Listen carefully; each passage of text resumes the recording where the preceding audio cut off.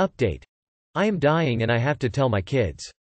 So this blew up and I'm sorry. I'm still replying to comments and I don't know how to make an update yet. We had a busy day. We signed the DNR that. We are in the process of working on my will. We are setting up trust funds for the kids. But I think I should go to what happened at around 1:15. My dad, who had abused my mom for 25 years, came over. He was piss drunk and he had his new wife, a 21-year-old and their 8-month-old daughter. I am not his by blood as my mom cheated and he used to do things such as blow cigarette smoke into my face and put out cigarettes on me. It's part of the reason as to why my husband and I are so close. I would go to his house when I was hurt and oftentimes he would send me there. They called CPS multiple times but he would cover up my scars with makeup and say if I said anything he would kill me. He stumbled into my lawn. My mom, uncle who is a cop and was on duty but on break and my longtime friend were on the other side of my screen door. I can't get the vaccine because I'm immunocompromised and I'd rather not get COVID. My uncle immediately stopped him and asked what he was doing here. He slurred that he wanted to tell my mother she's getting what she deserves and I am going to hell. They had a back and forth until my friend asked if he drove here. He said yes and my uncle no hesitation cuffed him. His wife took the illegally owned fun from my dad's waistband and pointed it somewhere. She was very drunk as well. My uncle tased her and arrested her as well and if we're lucky I'll die before they're let out. But on to telling the kids. It didn't go well at all. They were picked up by my friend and when they came inside to see me, my husband, my mom, my sister and the grief counselor all sitting they knew something was up. My oldest asked if we were getting a divorce and I said no but to sit down. It was a lot of guidance on the counselor's part. He helped us word it correctly but when it came out that I was going to die in 6 months, my oldest ran upstairs. My friend yelled his name and ran upstairs after him. The second oldest ran to his dad. The third went to his grandma. And my daughter picked up our dog. I had to remind her to be careful as she's 17. How she's still alive is beyond me. There were a lot of tears and questions but we made sure to know they were loved and that we love them no matter what and that they will be okay. I got lightheaded. The chemo makes me sick and tired, and I had to go lay down. My oldest has a crawl space in his room. We made his own personal space. It has pictures of Power Rangers, pictures of us as a family and his gaming stuff is in that space and it can be locked. The only 2 people besides him that has a key are myself and my husband. So my husband went upstairs and sure enough he was in there. Currently he's in the space with him. My daughter has not let go of the dog but she's just happy to be included. Lol. Currently my daughter is sleeping next to me with her head on my chest and dog in arms. The boys don't want to talk to me. From what my husband could gather they're mad at me for going away. I know it's hard and I hope the counselor is talking to them. I've thrown up a couple times as now when I'm under stress I throw up. My husband wanted to make sure I was okay but I insisted he make sure our oldest is okay because he and I are so close. I'm the one that got him into Power Rangers and I'm the one that watched it with him and took him to conventions with me and he absolutely loves them now. He and I share a lot of the same interests and I don't yell at my kids. Instead I do the whole I'm disappointed thing which they say is honestly worse. But when he has a problem he comes to me. I've told him no matter what men are allowed to be emotionally vulnerable to their mothers and no one should judge them for it. I told the other 2 the same thing but they go to their dad more. I hope he's okay. I hope they're not mad at me for too long. My daughter asked if I could watch over her when I'm in heaven and I told her I would watch over all of them. Did I handle it well? Is there any more advice? What could I have done differently? You handled it incredibly well. Your grace and courage humble me.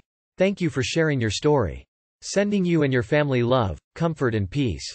I read your original post and this one, and my heart just broke for you and your family.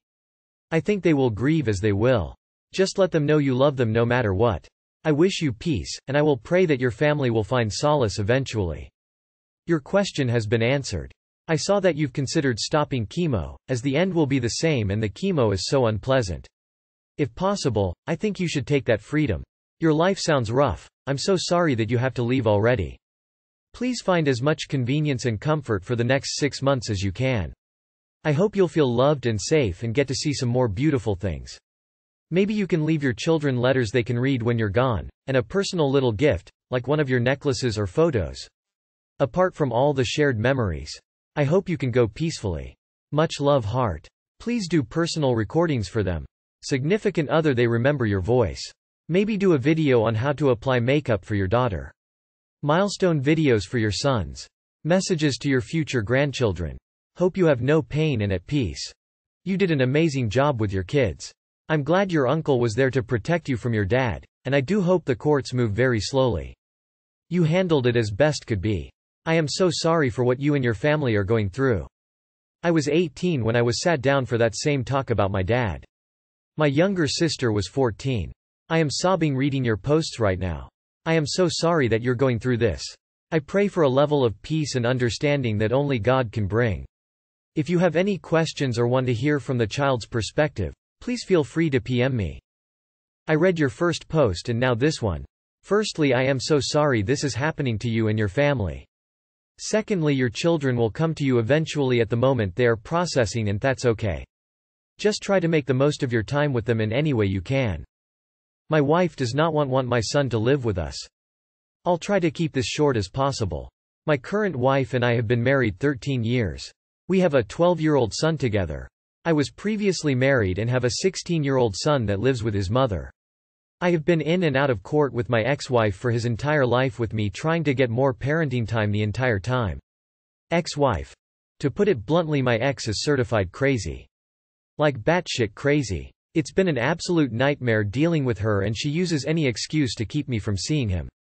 Sometimes canceling my scheduled parenting time without notice. Just when the dust settled in the courts and I finally got more parenting time after years of fighting for it, he decided he didn't want to visit me anymore with little explanation. Yes, this hit me hard. So yeah, you might be thinking, what did I do for him not to like me or want to see me? Honestly, I don't know. I can honestly say I've been a stand-up dad. I understand that he is a teenager and that I went through stages throughout my life where I was close, distant with my parents. His mother has also filled his head with tons of garbage about me, and he has taken it as truth. Anyways, I am a disabled vet and told my son that because of that he would have some amazing education opportunities in the state where I live. He was highly interested and now is asking if he could live with me his senior year and possibly while he goes to college. I told my wife what he had said about moving in with us, and she told me absolutely not. After fighting to be part of his life since forever and finally getting a glimpse of hope to really spend some time with him, my wife comes up with every reason in the book for him not to. Which kinda surprised me, because we have both been saying for years that the best thing that could ever happen is for him to live with us and to get away from his mom, as she is highly manipulative and controlling over him. I could give you a laundry list of crazy on X.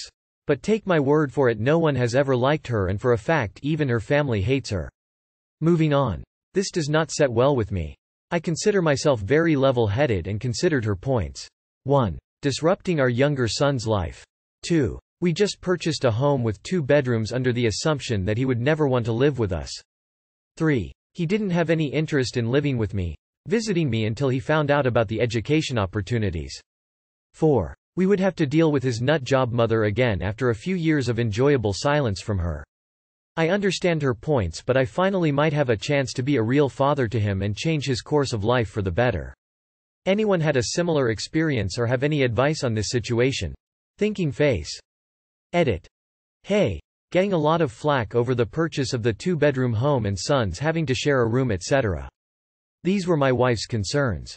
Not mine. I can just furnish the basement and set it up like an apartment, so if he decides to stay while going to college he would have essentially his own place. I grew up with my room in a furnished basement and it was awesome. The fact that your son shows an interest in making huge changes for the sake of education is commendable. Poor kid probably wants to keep his eye on the prize and get on his own 2 feet. I think this is an amazing opportunity and you should speak to your wife again to show some empathy. It's only for his senior year and maybe he will bond with the family and his half-sibling. It can't be easy for anyone in this situation. Sounds like your wife doesn't want you to take time away from the child you share with her. Just from experience with mixed families, so could be wrong. Your kid is your kid. You should be allowed to help them. I would try to put her in your shoes. If younger son was taken away from you for a few years and then you had the opportunity to reconnect, wouldn't you take it? Judging from your other comments, it sounds like your son has felt neglected and possibly has some unresolved emotions. If he does come to stay with you, you may want to consider therapy for him. This sounds like your last real chance at having a good relationship with your other son. He deserves to get to know his father and make his own opinions. Don't let him down now when he is wanting to spend time with you. So what if the initial reason was education? He clearly wants to live with you. He could learn a lot from you. You have experienced a lot that could provide for great teaching moments. Your wife needs to understand that. If she can't, she's being pretty selfish. We just purchased a home with 2 bedrooms under the assumption that he would never want to live with us. This is a huge deal. If you expect a 16-year-old to suddenly share a bedroom with 12-year-old, you are going to have some serious problems. It may not be a big deal to you, but it's going to cause massive problems. You really need to rethink this. Wonder if her behavior is due to resentment. Your battle for custody sounds like a lot of money, time, and effort down the drain because your son stopped visiting due to manipulation. I'm trying to see things from your wife's perspective, and perhaps she is worried that her son will form an attachment and get his feelings hurt. In any case, this might be your golden opportunity to form a real relationship with your firstborn. This kind of chance might never come again, so I think that you have to be very clear with your wife that he's your son, and as a father, you need to be there for him. That being said, I'm confused about why he would be living with you during his college years. Most people, at least where I am from, would go into student accommodation for the full university experience. Could your wife be the reason your kid didn't want to stay with you when he was younger? My 37 male wife, 29 female, seems to be getting too close to her new male friend. Edit. I also forgot to add that she told her who her favorite porn star is. It seems strange to being up something sexual which she never does with others. My wife and I have been together 6 years and have a 3.5-year-old daughter. She is the love of my life and we have an amazing relationship and I have always trusted her completely. Since we have been together she has never had any interests or hobbies of her own. I've always encouraged her to find something she truly enjoys. She finally took a sailing class recently and was hooked. She is apparently very good at it, I am told by others. A local guy, 41 male, asked her to crew with him for a few races. They have become friends and I'm worried they are getting too close. I'm not normally the jealous type, but I could use some objective opinions here. I'll bullet point facts and let me know what you think. The first time they sailed, he thought as was a date. She corrected him immediately. But he is attracted to her. I am objectively better looking and in better shape, but he's a good looking guy and is also her type. Before you says it's about money. He has a boat but I have much more money. I could easily afford a boat, so that's not it. It is just the two of them on the boat for several hours during these races. They are intense, so no time for funny business, but definitely a lot of time spent together. They get together from time to time to fix the boat at his house and this can also take several hours. I have stopped by unannounced before but nothing odd seems to be going on. Always outside working on the boat. They text a lot. She shows me their conversations occasionally and nothing seems off, but they often send each other texts before bed and upon waking. At the last race, she walked in on him naked while changing and she said she didn't know why he was changing in that area anyway. It seemed maybe a bit intentional to me. He keeps telling her that everyone thinks they're dating and congratulating him on getting a hot younger girl. A few times I've caught her omitting small things. Saying that she will be texting him something later, but I come to find out she has already texted him. It's small, but I don't know why she would say she will contact him if she already has. It's a strange and very small lie. She has never lied like this before. She has been aiming to lose weight lately. She says it's for sailing, but she has never been so adamant about getting in shape before. I've always asked her to come to the gym with me, but she has only started coming along since they met. I don't think she has cheated me, but the relationship seems too close and I feel as though he may be orchestrating it that way. Maybe I'm crazy. But my wife is finally pursuing an interest and I don't want to squash it with unfounded jealousy. Coming from a woman's perspective, I would feel super uncomfortable being around a guy who acted like that towards me while having my own family at home. I was uncomfortable even reading some of that. I'm gonna go with she likes him too and likes the attention. Maybe she hasn't cheated and doesn't plan on it, but I think there's something strange with that for sure.